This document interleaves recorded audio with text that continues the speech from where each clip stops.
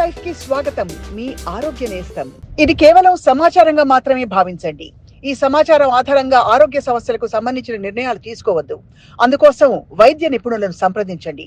So మామూలుగా sir sinusitis ఉంది అని చెప్పడానికి ప్రాథమిక సిమ్టమ్స్ ఏంటి, లక్షణాలు ఏంటి? అంటే ఇట్ స్టార్ట్స్ విత్ కోల్డ్ అండి. ఇది కోల్డ్, రైట్. జస్ట్ ఒక జలుబుతో స్టార్ట్ అవుతుంది.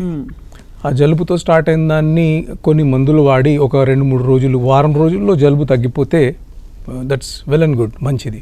ఒకవేళ వారం రోజుల్లో మీకు గనక జలుబు తగ్గలేదు, ముక్కు దిబ్బడ అంటే నేసల్ అబ్స్ట్రక్షన్ ఉంటుంది, రెండో సిమ్టమ్.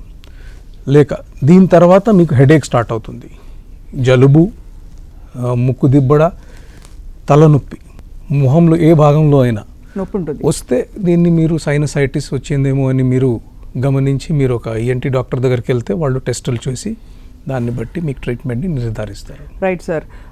మామూలుగా అంటే ఈ సైనసైటిస్తో పాటు జ్వరం కూడా మస్ట్ అండ్ షుడ్గా వస్తుందా? ఎగ్జాక్ట్లీ అండి, this is a very good question. చాలామంది జ్వరం రాగానే సైనసైటిస్ అనుకుంటారు, కొంతమంది జ్వరాన్ని లైట్ తీసుకుంటారు, జస్ట్ ఫీవర్ ట్రీట్మెంటే చేస్తారు. ఈ ఫీవర్ ట్రీట్మెంట్ తీసి సైనసైటిస్ ట్రీట్మెంట్ తీసుకోకపోవడం వలన అక్యూట్, తర్వాత sub acute and then chronic స్టేజ్కి వెళ్ళే అవకాశాలు ఉంటాయి. సో ఈ జ్వరం వచ్చింది అక్యూట్ స్టేజ్లో, మీరు జ్వరంతో పాటు ఇది సైనసైటిస్ వలన వచ్చిందా జ్వరం, ఫర్ ఎగ్జాంపుల్ జ్వరం మీకు మలేరియా వలన రావచ్చు, డెంగ్యూ వలన రావచ్చు, and typhoid, there are so many reasons మీకు జ్వరం రావడానికి.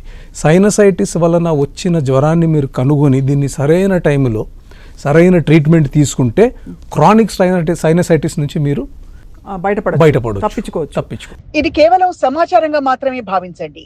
ఈ సమాచారం ఆధారంగా ఆరోగ్య సమస్యలకు సంబంధించిన నిర్ణయాలు తీసుకోవద్దు. అందుకోసం వైద్య నిపుణులను సంప్రదించండి.